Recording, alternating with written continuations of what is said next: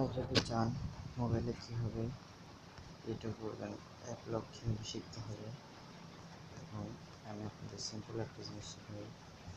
play স্টোরে যাবেন, play স্টোরে যেয়ে এখান থেকে আপনার হলো গিয়ে সার্চ দেবেন স্ন্যাপচ্যাট, এখানে দেবেন 5